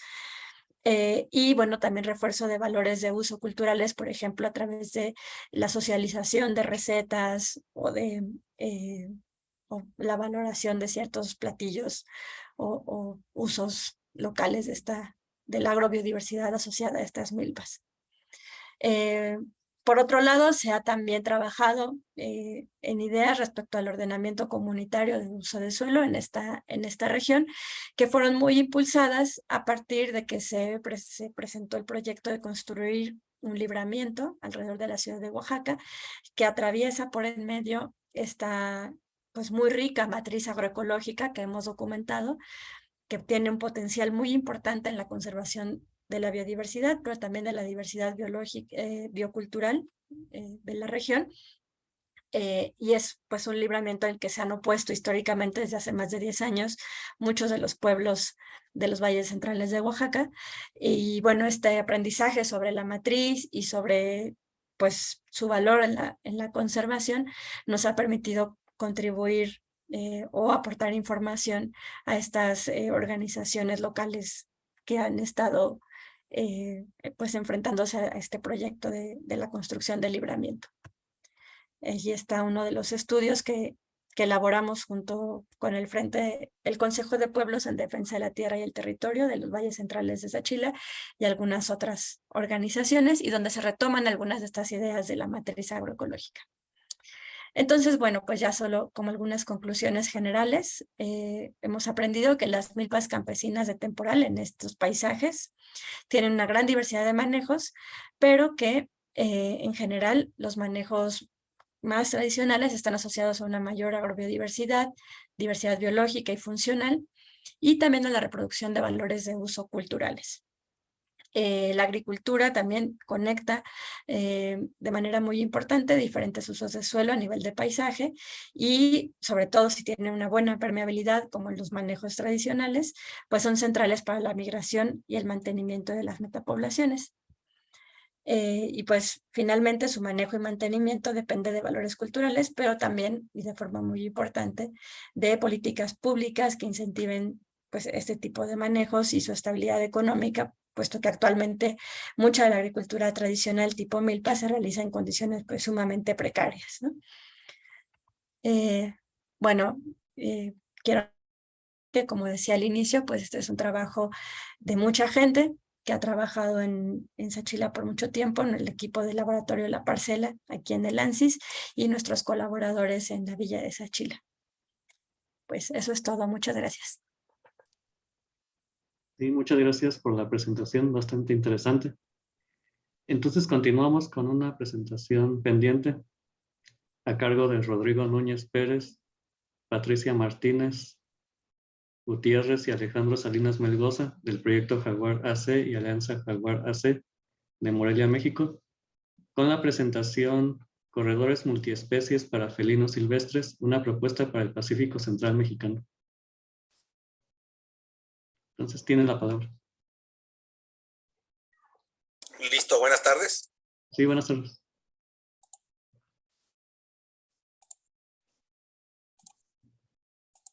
¿Ya logra ver mi pantalla? Sí, procede. Perfecto, pues buenas tardes y disculpen por presentarme a esta hora. La verdad se me cruzaron los cables y mi presentación tocaba a la 1 de la tarde. Sin embargo, pues bueno, gracias por aceptarme presentarla ahorita por la tarde, ¿no? Pues bueno, yo les voy a platicar un poquito de uno de los proyectos que estamos realizando, que tiene que ver con una propuesta de conectividad multiespecies, de corredores multiespecies para felinos silvestres en el occidente de México, y bueno, pues algunas de las ventajas que esto podría representar, ¿no? Digo, es un tema ya conocido que la pérdida de las especies tiene diferentes causas. Sin embargo, una de las que ha impactado fuertemente en los últimos años ha sido básicamente la pérdida de su hábitat, ¿no? Invariablemente de que se les case o no se les case, la pérdida de hábitat ha estado desplazando a un gran número de especies y algunas llevándolas a un grado de aislamiento tal que están condenadas a desaparecer a largo plazo. Muchas también ya se han extinto por este motivo, ¿no? Una de las estrategias ampliamente usada para conservar las especies y los espacios, pues es el establecimiento de áreas naturales protegidas, ¿no? Sin embargo, algunas de las áreas protegidas que existen en el mundo, digo, y en México no es la excepción, son muy pequeñas para albergar una población importante de grandes mamíferos, en este caso de felinos silvestres, y un ejemplo es la reserva de Chamela-Cuitzmala en la costa de Jalisco, que tiene 13,000 hectáreas, que realmente el ámbito hogareño de un jaguar en esta reserva es de aproximadamente 5,000, 6,000 hectáreas, ¿no? Entonces prácticamente es un área muy pequeña, pero además muchas de las reservas están en un proceso de aislamiento. La fragmentación a los alrededores de estas áreas está llevándose de una manera bastante acelerada en algunas partes del país, más fuerte que otros, pero esto implica un problema obviamente para la conservación a largo plazo, ya que el intercambio de individuos, el intercambio genético entre poblaciones se puede ver comprometido, ¿no? Afortunadamente, una de las cosas que se ha podido ver es que si les damos la oportunidad a muchas de las especies, en este caso nuestro tema de estudio nosotros, que son los grandes carnívoros, se ha podido ver que si se les da la oportunidad, son capaces de moverse por estos corredores, aunque tengan cierta presión humana, ¿no? En Europa, el lobo, el lince ibérico, los osos y otras especies de mamíferos están empezando a recolonizar ciertas áreas a pesar de la alta densidad humana y de lo impactado que está el paisaje, ¿no? Pero esto nos refleja la capacidad que tienen estos carnívoros en un momento dado de poder usar los paisajes que se han ido cambiando, se han ido adaptando a estos cambios que trae consigo la presencia y actividad humana. Y digo, uno de los casos muy emblemáticos que tiene que ver con estos corredores, pues es el caso del último registro que fue noticia hace al principio del mes, de este jaguar que estaba en Estados Unidos, que se le perdió el rastro y apareció en México unos años después, ¿no? Se había movido 200 kilómetros y bueno, esto resalta la importancia que tienen los corredores de vegetación para que los animales se muevan y en un momento dado puedan dispersarse, puede haber intercambio genético y en algunos casos, como en el caso de Europa, pues precisamente favorecer la recolonización en aquellos lugares donde han desaparecido, ¿no? Para nadie es extraño ver hoy en día registros de grandes carnívoros, osos, pumas, jaguares, en áreas prácticamente con una alta densidad humana, ¿no? En esta fotografía es bastante emblemática de un puma muy conocido en California, que prácticamente vivía en las orillas de California e incluso se llegaba a meter a la ciudad, ¿no? Pero esta imagen también es bastante conocida de un jaguar en el estado de Nayarit, que iba corriendo por una de las autopistas que están presentes allí en la zona y que la gente pues tuvo oportunidad de grabarlo, ¿no? Pero esto lo que nos está indicando es que los animales se están moviendo, que a pesar de que encuentran estructuras como las carreteras, que pueden encontrar esta infraestructura como poblados o áreas agrícolas, pues los animales han ido aprendiendo a usar estos lugares, ¿no? Y una de las cosas que nos llama mucho la atención es que muchas veces proponemos corredores basados en una especie normalmente, ¿no? Ya sea porque esa especie es de interés para la conservación, o porque es una especie en peligro de extinción, porque es una especie que le damos ese carácter de especie paraguas, es decir, que conservando esta especie o estableciendo reservas o corredores basados en una especie de este tipo, pues vamos a favorecer a otro tipo de especies, ¿no? Sin embargo, no estamos muy seguros muchas veces si esto puede ser una realidad. Entonces, nosotros, por ejemplo, que trabajamos con felinos silvestres, estábamos preguntándonos si realmente un corredor pensado para el jaguar podría funcionar para la conservación, por ejemplo, del puma, del ocelote o de otros felinos, ¿no? ¿Por qué? Pues porque obviamente el jaguar tiene ciertas necesidades que no tiene el puma y obviamente que no tiene el ocelote, simplemente sus requerimientos espaciales, su dieta, su sensibilidad a la presencia humana es diferente en las diferentes especies de felinos y obviamente entre otras especies de carnívoros y entre otras especies de vertebrados, ¿no? Entonces muchas veces algún propuesta de corredor o alguna propuesta de un área protegida basada en una sola especie pudiera ser exitosa para proteger a otro número, a otras especies asociadas. Sin embargo, puede que no sea el caso y muchas veces nos vamos con esa finta, ¿no? Entonces, para nosotros era bastante interesante tratar de ver si tenemos corredores para el jaguar, para el puma y para el ocelote, si realmente coinciden, si realmente estos corredores para 3 especies diferentes o 4 especies pudiera ser funcional. Existen pocos datos del proceso de dispersión de los felinos silvestres en México, pero una cosa que es muy interesante y está bastante probado es que, por ejemplo, los pumas se han podido dispersar más de 1,200 kilómetros, se han podido usar áreas muy fragmentadas y en el caso, por ejemplo, del jaguar tenemos poca información, pero sabemos que por este jaguar que se movió de Estados Unidos a México, que pueden dispersarse perfectamente más de 200 kilómetros, y de los ocelotes, pues sus movimientos de dispersión no han superado hasta donde tenemos datos más de 50 kilómetros. ¿Por qué hago mención de esta parte? Porque muchas veces cuando hacemos los modelos de conectividad o de resistencia del paisaje para una especie en particular, muchas veces tratamos de estas distancias de dispersión de los animales es muy importante para saber si un parche está al alcance de una especie o no. Entonces, si tenemos grandes felinos como el jaguar o el puma que pueden moverse grandes distancias entre 2 parches, pues a lo mejor esa distancia no es cruzable o no puede ser, o no es favorable para que un ocelote se mueva, ¿no? Entonces, para nosotros era muy importante ver si establecer un corredor multiespecies pudiera ser de gran ayuda, ¿no? ¿Por qué es importante? Pues porque hoy en día es más complicado establecer nuevas áreas protegidas, establecer corredores para cada una de las especies también es bastante complicado, bastante costoso política, legal y económicamente. Y entonces, pues el ideal sería poder tener un corredor que favorezca a la mayor cantidad de especies, pero no pensando necesariamente en apoyarnos en la información de una sola especie, ¿no? Porque a lo mejor podríamos estar dejando de lado a algunas de las especies más importantes, ¿no? Entonces, para nosotros, que llevamos tiempo trabajando en el estudio y conservación de los felinos silvestres en el occidente de México, prácticamente desde el centro de Guerrero hasta el centro del estado de Sinaloa, pues nos preguntábamos, ¿no? Precisamente ver si los corredores potenciales del jaguar, del puma y del ocelote coinciden, si son los mismos, si este paisaje presenta conectividad favorable para las tres especies y si realmente los están usando, ¿no? Para nosotros, obviamente, algunas de estas preguntas están respondiéndolas apenas,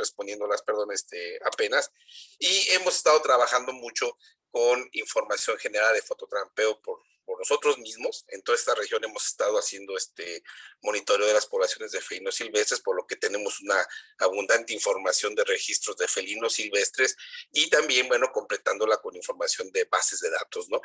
Nos hemos enfocado en el jaguar, el puma y el ocelote porque son las tres especies que tienen una mayor cantidad de información. La información del lince, del jaguarundi y del tigrillo es bastante escasa en la región, por lo que pues decidimos no incluirlos en este momento. Y obviamente, como todos ustedes saben, y muchos de ustedes que son expertos en el tema, pues este trabajo para modelar y delinear estos corredores, pues se han usado los programas como el MASCEN, el programa de ArcInfo, y también aplicando la teoría de circuitos, y obviamente usando todos estos estas metodologías que ya son ampliamente conocidas por todos ustedes, ¿no? Y para nosotros, de las cosas más interesantes que vimos es que, como los primeros resultados, es que, por ejemplo, para el jaguar, la variable que determinaba su presencia en una zona, es decir, el factor negativo que determinaba la presencia del jaguar, era la densidad de carreteras, ¿no? Para el puma era la densidad humana y para los ocelotes era la perturbación de la cobertura vegetal. Entonces ya desde ahí estamos viendo cómo en ese sentido ciertas amenazas o ciertas variables ambientales son distintamente influyentes en la presencia de los tres felinos. Ya desde ahí nos da una idea de que igual un corredor diseñado exclusivamente en el jaguar no necesariamente va a ser favorable para los pumas o para los ocelotes. Y ya viendo los resultados a nivel en polígonos y los parches de hábitat, pues encontramos, por ejemplo, que para el jaguar en la región del occidente de México identificamos 108 parches de alta calidad, 9 de los cuales tienen un promedio de 1.500 kilómetros cuadrados, ¿no? Y podemos ver en color verde, en color azul, perdón, en esa imagen, estos parches grandes de vegetación que nos permitirían conservar una población importante de jaguares, y podemos ver en color verde lo que representarían estos corredores, ¿no? Y es poquito, no se puede ver muy bien, sin embargo en amarillo podemos ver estas áreas que son como los cuellos de botella, que es importante ponerle atención para el caso de los corredores del jaguar, ¿no? Para el caso del puma, identificamos 104 parches de alta calidad, 10 de ellos tienen un área promedio de 1.000 kilómetros cuadrados, y también podemos ver su distribución en esta imagen, y en color amarillo los corredores potenciales, que obviamente por la región que se trabajó en esta imagen no se aprecian muy bien los corredores de una manera muy fina, pero bueno, es ilustrativo ver cómo los corredores todavía son bastante importantes en la zona de Michoacán y de Jalisco, ¿no? Y para el caso del ocelote, obviamente, siendo un animal que requiere menos espacios, siendo una especie que sus requerimientos espaciales son mucho más pequeños, pues identificamos 286 parches con presencia importante de ocelotes, de los cuales solamente 47 tienen un área promedio de 200 kilómetros cuadrados, ¿no? Y esta especie es la que hemos visto que tiene mayores problemas de conectividad, precisamente por lo que les comentaba, ¿no? Los grandes felinos como el jaguar y el puma tienen la capacidad de moverse entre fragmentos con una mayor distancia de separación, mientras que para los otros es más complicado, y por eso se puede apreciar una mayor fragmentación.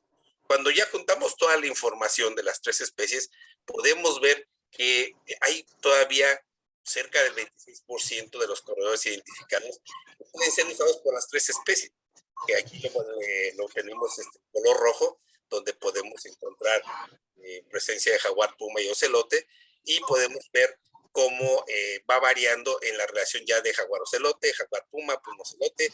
Sin embargo, pues básicamente, como este proyecto o este análisis lo hicimos relativamente enfocándonos en la zona de la costa, obviamente hay una mayor representación del jaguar, ya que el puma pues tiende a estar con mayor presencia en áreas subtropicales y templadas también, ¿no? Y ya viendo de alguna manera las áreas prioritarias donde podemos encontrar 2 a 3 especies de felinos, pues todavía podemos encontrar grandes fragmentos con vegetación de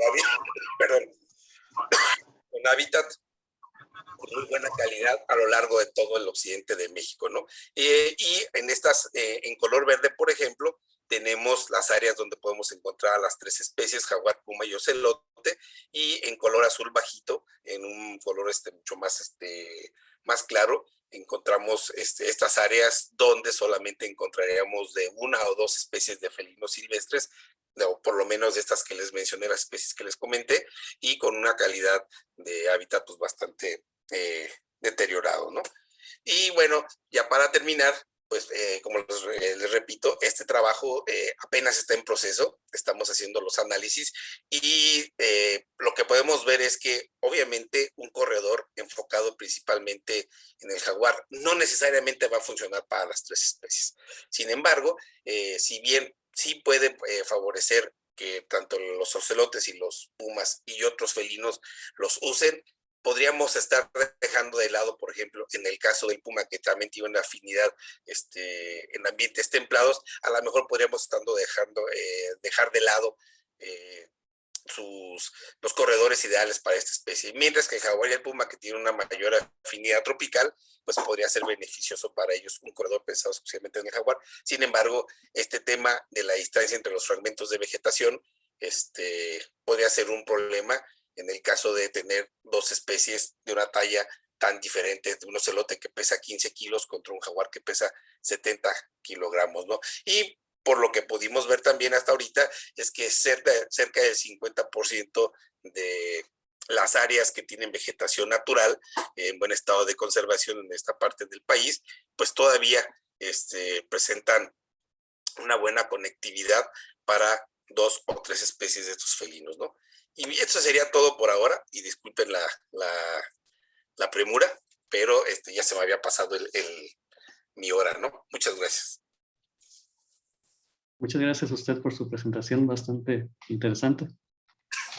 Entonces, finalmente procedemos con la última presentación a cargo de Luis Galindo y Angélica Camacho Cruz de la Universidad Intercultural de Chiapas, División de Procesos Naturales de San Cristóbal de las Casas, México, con la ponencia Conectividad de Procesos Bioculturales en los Bosques de Montaña de San Cristóbal de las Casas, Chiapas. Muchas gracias. Sí, ya se ve perfecto. Te agradezco muchísimo. Pues mira, aquí vamos a comentarles a los compañeras que nos están escuchando. Primero agradecemos a todo el comité esta invitación y bueno, vamos a comenzar. La siguiente, por favor. Estamos hablando de un trabajo, pues así como el anterior. La siguiente, por favor. Los datos que estamos compartiendo al final, pues en realidad son preliminares. Sin embargo, ya partimos de una serie de información, como varios estudios han estado comentando esta mañana y los días anteriores, son estudios que hemos realizado durante más de 15 o 20 años en la zona de estudio. Aquí en este caso estamos hablando del Valle de San Cristóbal. Los alrededores están 3 montañas importantes, que son el Huitepec, el Sontehuis y el Extranjero. La siguiente, por favor. Y en ese sentido, estas montañas proveen de muchos servicios a toda la comunidad pues de San Cristóbal de las Casas y de otros municipios aledaños. Entonces, les decía yo de este tipo de información que nosotros hemos estado manejando desde hace varios años, en donde ya conocemos cuáles son las especies que dominan, cuáles son las condiciones que les favorecen o que les afectan. La siguiente, por favor. Y dependiendo de ese estrés hídrico, de esas condiciones de perturbación, es que se ven estos bosques secundarios entremezclados en campos agrícolas permanentes, ¿no? Estamos hablando de una matriz de bosque abigarrado. La siguiente, por favor, en donde estamos trabajando ya con la gente que usa ese bosque. La siguiente, por favor.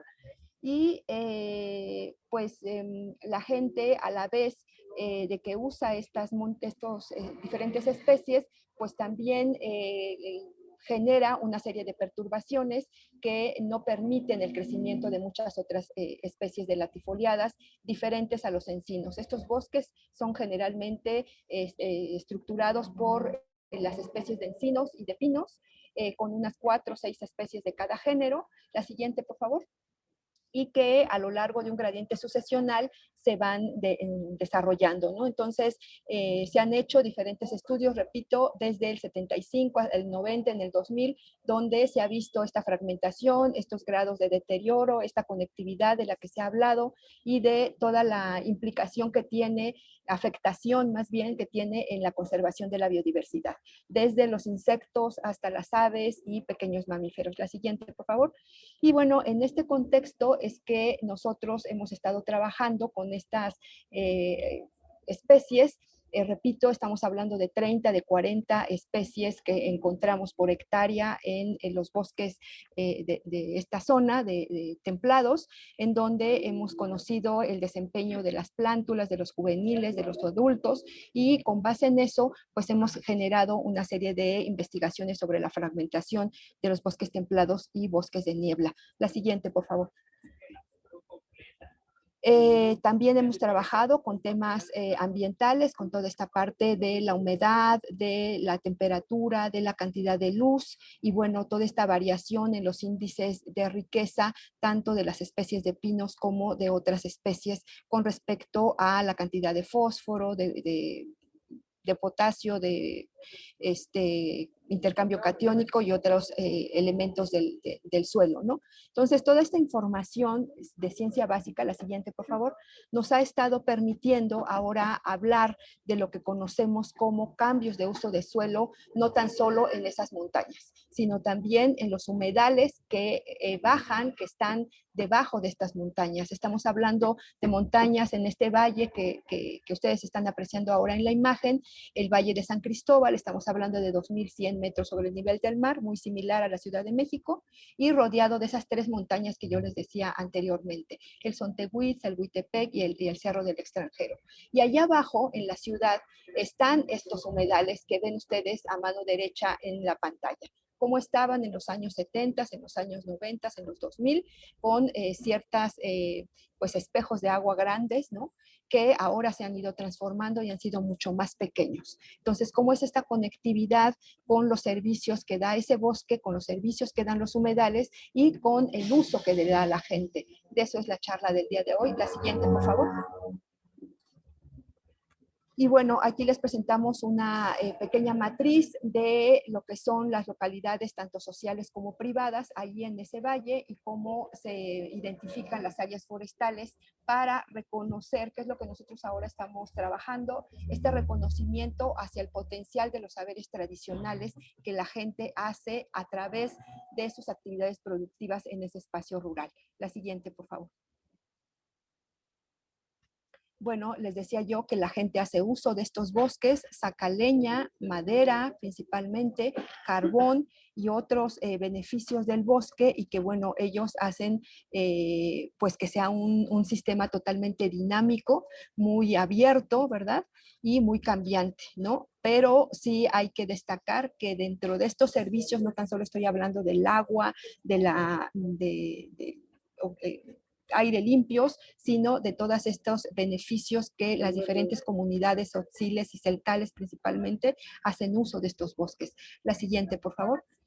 Y entonces aquí incluso pues ellos tienen pequeños ojos de agua donde se reconoce que van a hacer ciertos rituales para que la siembra les salga mejor el siguiente año, para igual hacer algunas peticiones a la Madre Tierra para el establecimiento de sus cultivos, incluyendo cultivos ya más actuales, por decirlo así, en el tema de los invernaderos de flores que consumen mucha agua y que se establecen principalmente en Sinacantán, aledaño a Chamula, ¿no? La siguiente, por favor. Bueno, entonces, con este contexto, pues nuestro objetivo que fue delimitar y documentar esa relación que existe entre esas montañas, esos mantos acuíferos y otros servicios presentes en ese valle que hace uso la gente para su bienestar y su salud, ¿no? Eso es lo que nosotros estamos trabajando ahora. La siguiente, por favor. Y bueno, con base en eso hemos hecho, ¿cómo lo hemos hecho para esa parte que le denominamos ahora investigación socioambiental? Hemos hecho, como otras investigaciones que han estado pasando en esta tarde, talleres participativos, recorridos con la gente, entrevistas a informantes claves, diferentes reuniones de trabajo con muchos actores sociales, mujeres, niños, jóvenes, hombres, y pues construido mapas del tiempo, ¿no? La siguiente, por favor. Aquí tenemos algunas escenas de los trabajos que hacemos con ellos, con los estudiantes, con los profesores, con las mujeres, con los diferentes inventarios de flora y fauna que seguimos levantando, actualizando y verificando. La siguiente, por favor. Estos talleres y bueno, que también ha permitido pues observar especies que la gente a veces les tiene miedo, las tiene como algo nocivo y que bueno, pues a final de cuentas las mata muchas veces, ¿no? Entonces también ha permitido este trabajo, trabajar sobre talleres de más sensibilización, de mayor información, que permita hacer otro tipo de proyectos en cuestión de servicios ambientales y no tan solo esa leña, ese carbón o esa agua que directamente obtienen del bosque, sino otros servicios incluyendo el turismo. La siguiente, por favor. Esta parte de los servicios como les llamamos de belleza escénica, ¿verdad? Entonces, aquí dentro de los resultados, ya para ir casi cerrando, estamos hablando de que estos bosques presentan estos espacios sagrados que sirven para muchas autoridades religiosas, en donde hay mayordomos, donde hay alférez, donde hay una serie de rituales que permiten, la siguiente, que permiten ir manteniendo esa identidad de los diferentes pueblos. Ahí están algunos rituales, tanto en Sinacantán, en Chamula y en otros lugares, en donde hacen uso de esos bosques, de esas bromelias, de esos hongos, de esas orquídeas, de esos pinos, de esas otras latifoliadas y que, bueno, tienen cierta jerarquía de importancia dentro de esos rituales y ceremonias. La siguiente, por favor. Esos cargos tradicionales pues se dan también a partir de cierta experiencia que van adquiriendo las personas, principalmente hombres, ahí con diferentes flora y fauna que utilizan de estos bosques, la siguiente, incluyendo lo que nosotros llamamos acículas de pino, que bueno, ellos también las usan para todos los rituales, el tema de pues algunas especies muy características que ya cada vez están siendo más difíciles de encontrar cercana a sus comunidades, ¿no? Este sistema médico incluso se está viendo de cierta manera afectado por el tema de no encontrar de manera más inmediata conectar bosques con bosques, aguas y sistemas más abajo, y eso les ha dificultado incluso en esta parte de su patrimonio biocultural, ¿no? La siguiente, por favor. Bueno, aquí hemos hecho un listado de diferentes especies que hemos encontrado alrededor de 50 especies de plantas medicinales, curativas, tanto hierbas como arbustos y algunas ramas de árboles que las clasifican para diferentes categorías de enfermedades, ¿no? Alrededor de 30 enfermedades, ¿no? Entre ellas las del riñón, las ginecológicas, las de fiebre, etcétera. La siguiente, por favor. Y bueno, esta mayoría de plantas, cada vez, les decía yo hace un momento, ya no están a la mano de los curanderos, de las parteras, de los médicos tradicionales. Y bueno, estos espacios de curación cada vez pues se ven más afectados por esta no conectividad entre sus diferentes espacios, ¿no? Ya su monte, su milpa, su transpatio, su río, su pastizal, cada vez está más lejos, ¿no? La siguiente, por favor. Aquí tenemos otras experiencias con algunos curanderos, por ahí hemos tratado de trabajar con muchos estudiantes hablantes de las lenguas originarias, tanto tzotzil como celtal, y nos han permitido generar este tipo de información y conocer más a fondo esa cosmovisión de los pueblos originarios en este tema más de la medicina tradicional. La siguiente, por favor.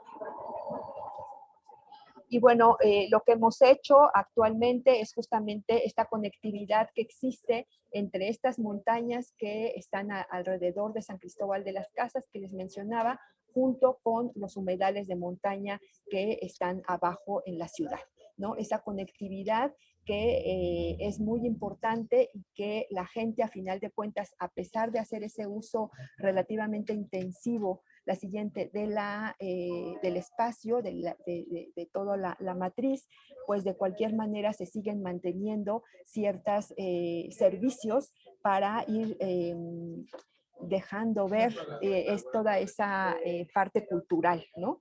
La siguiente, por favor. Pues aquí les vuelvo a mostrar esa matriz en donde hemos estado caminando, trabajando, identificando nuevas especies y cómo la gente va haciendo uso de ellas y nos va costando cada vez más llegar a los espacios de ojos de agua, de especies muy específicas que requieren para cierta curación. La siguiente.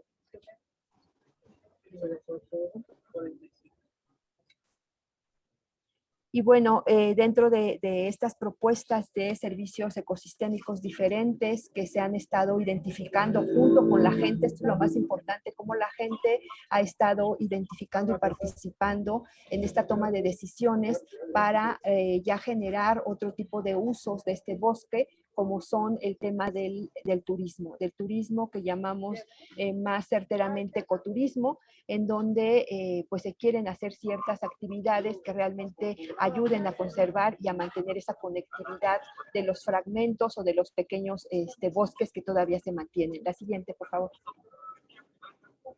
Y bueno, aquí ustedes podrán ver a partir de una cierta metodología, tanto de la Secretaría de Fomento Turístico como de Pacheco y otros en el 2011, generamos esta potencial de ecoturístico que puedan tener tanto las montañas como los humedales que les he estado mencionando, y pues ambos casi estamos hablando de que tienen ese potencial del 80%, ¿no? Para que puedan desarrollar este tipo de servicios ecosistémicos como el ecoturismo. La siguiente, por favor. Sobre todo por la cantidad de especies endémicas que se han encontrado, en este caso la nauyaca, que es la que veían, y el dragoncito labios rojos, y otras, y unas aves también, chipe rosado y otras, que, bueno, dan pauta para pues poder hacer este tipo de actividades ecoturísticas, ¿no?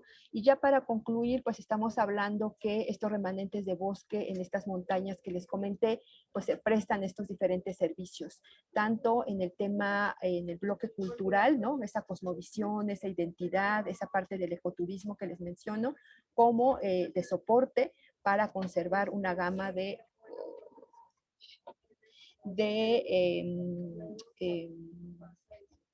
información para los visitantes, en este caso para los temas más turísticos, ¿no? Y bueno, en general para proveer alimentos, por ahí mencionaba la compañera sobre este tema de diversidad gastronómica en las milpas, ¿no? Que también la estamos documentando, y toda esta parte medicinal. Pues hasta aquí me quedo y le daría la palabra a mi compañero Luis si quisiera abonar algo, pero muchas gracias. Muchas gracias por su presentación. Entonces tenemos 12 minutos para preguntas. Quien quiera hacer una pregunta la podría escribir en el chat, por favor.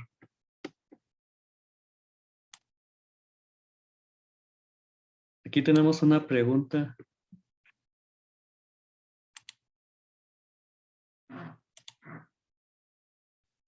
de Andrea Álvarez para Angélica. ¿Cuáles son los indicadores que consideras más relevantes para comunicar a la población local? Y por otro lado, ¿cuáles serían los más atractivos para mencionar a los posibles donantes de recursos económicos?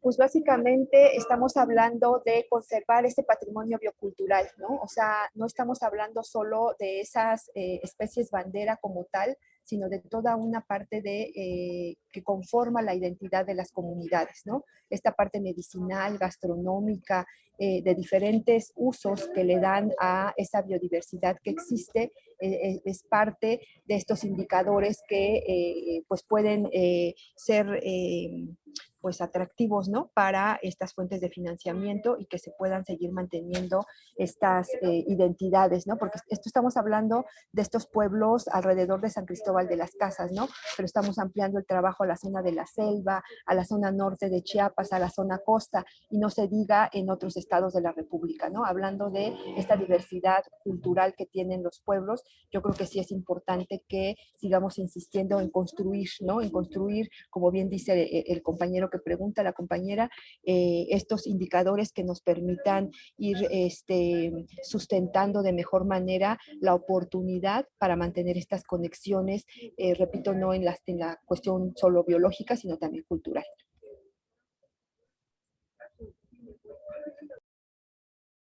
Y tenemos otra pregunta. Para Jacaranda y Jesús, ¿solo se utilizaron la densidad de metros cuadrados de área verde por habitante? ¿O también utilizaron esto que menciona la Organización Mundial de la Salud, el radio de influencia de las áreas verdes?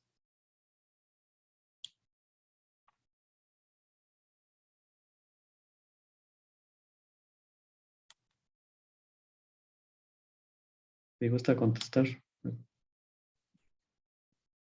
Sí, muchas gracias por la pregunta. Sí, como indicador solo utilizamos la cantidad de áreas verdes en metros cuadrados por habitante como un indicador para el municipio para hacer la comparación con el municipio de Metepec, que fue el estudio de caso. Sin embargo, la parte más esencial, la parte más relevante de este estudio fue la percepción, es decir, cómo perciben los ciudadanos, usuarios de estos espacios verdes, cómo perciben los beneficios o servicios ecosistémicos que las áreas verdes le proporcionan al ser humano y al propio ecosistema. Muchas gracias por sus respuestas. ¿Alguien tiene otra pregunta? Puede servirse en el chat.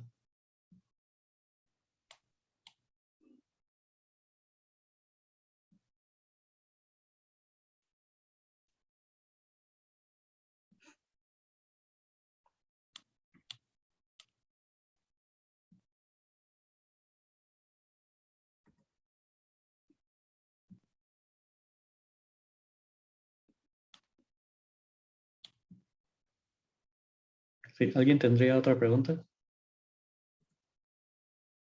Sí, por aquí llegó de Andrea Álvarez. ¿Tienen pensado analizar los corredores para los felinos al interior de los estados, por ejemplo, siguiendo la barranca del río Santiago?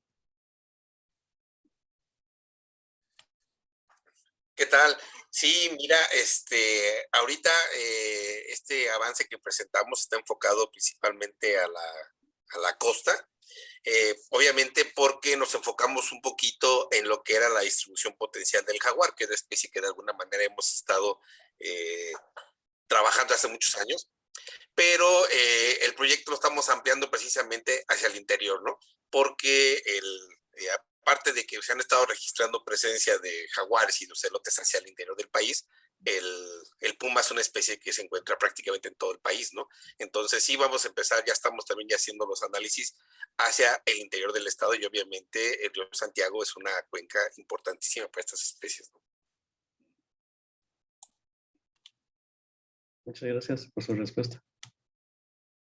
Luis Galindo comparte su correo para quien guste preguntarle sobre su tema de investigación. Esta información está en el chat. Quien guste hacer otra pregunta puede hacerlo.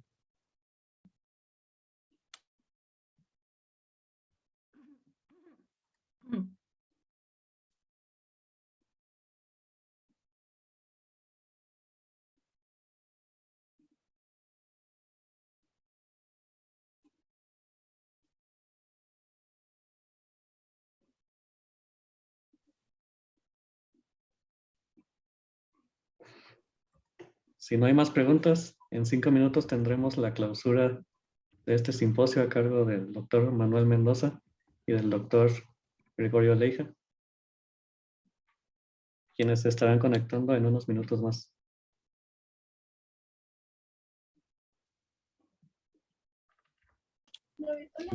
Entonces aquí esperamos, ¿verdad? Sí, sí, y nuevamente agradezco su atención y su interés para participar en este simposio, y particularmente en esta última sesión.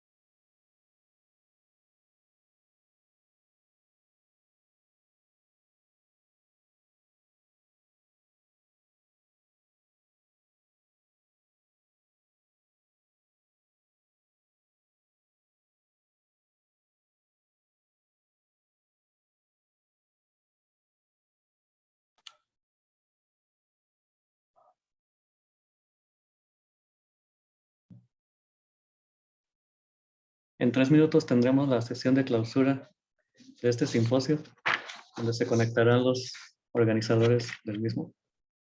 Quien guste esperar será bienvenido.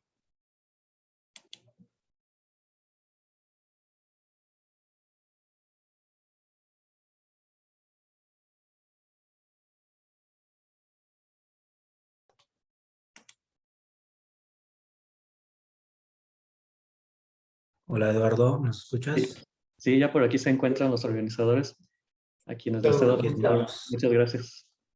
No, a ti, Eduardo, muchas gracias por el apoyo. Sí, de nada. Para servir. Supervisor. ¿Verdad, Lalo? Sí.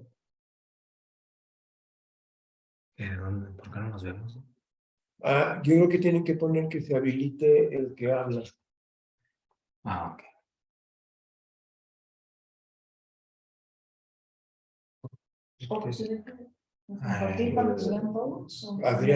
Adrián, ¿puedes habilitar que se habilite la pantalla del que habla?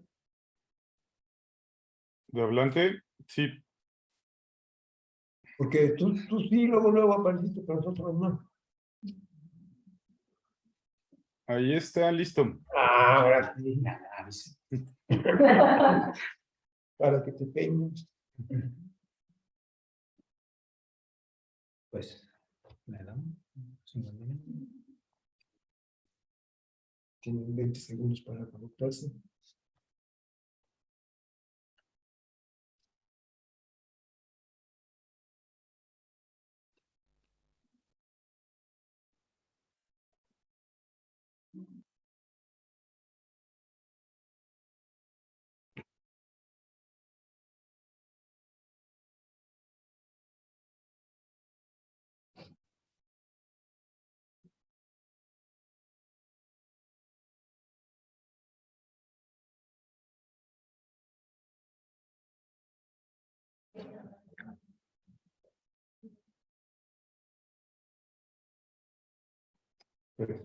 Adelante. Por favor. ¿Ya? Sí. Bueno, pues muy buenas tardes a todas y a todos. Nuevamente muchas gracias por acompañarnos. Ahora nos vemos todos de manera virtual. Y bueno, esta sección pues la hemos dedicado para particularmente darle las gracias, clausurar sobre todo este primer simposio nacional sobre estudios en conectividad del paisaje, del cual estamos sumamente agradecidos porque tuvimos una gran respuesta tanto en el curso del presimposio como en las ponencias que nos acaban de presentar, tanto virtual como los presenciales. Han sido excelentes trabajos, lo cual pues les agradezco, de verdad tiene muchísima potencial para que podamos seguir trabajando, podamos crecer, seguirnos vinculando, y como lo dije al principio en la inauguración del evento, este primer simposio hay que construirlo, ya sea anual o sea cada 2 años, pero que podamos seguir trabajando para que podamos construir cada vez más y fortalecer sobre todo los estudios en conectividad del paisaje. En este sentido, pues me resta más que agradecerles nuevamente la paciencia, disculparnos también por las fallas técnicas que pudo haber en su momento, pero bueno, hacemos nuestro mejor esfuerzo. Agradecer también a las personas que nos estuvieron apoyando, que sin duda alguna su aportación fue fundamental para poder llevar a cabo este simposio.